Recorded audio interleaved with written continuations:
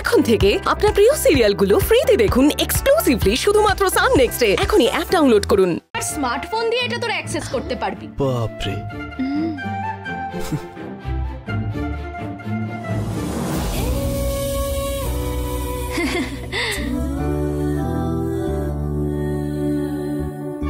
আর এটা কিন্তু আমার খুব লাকি বাড়ি।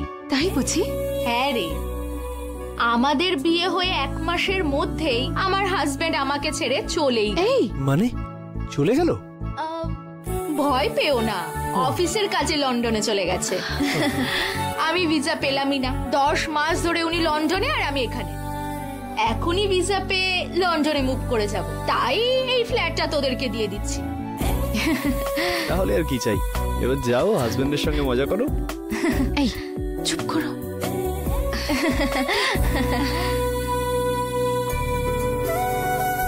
ঠিক আছে রে, আমি তাহলে আসছি। তোদের দুজনের মাঝে আর আমি আসবো না।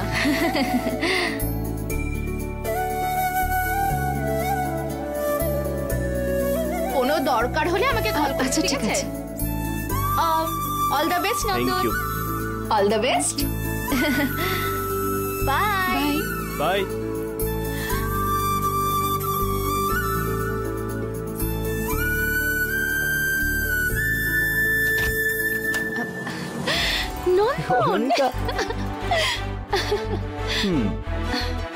দারুণ সুন্দর বাড়িটা না? আমার কিন্তু খুব পছন্দ হয়েছে।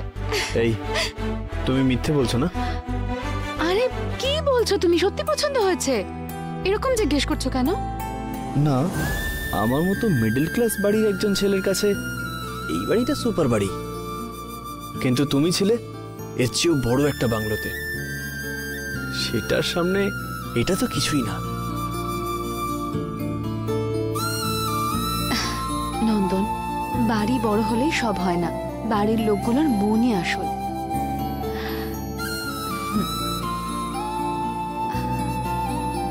আর তাছাড়া যেদিন আমার বাবা তোমাকে অপছন্দ করলো সেদিন থেকে ওই বাড়িটা আমার অপছন্দের কারণ হয়ে গেল।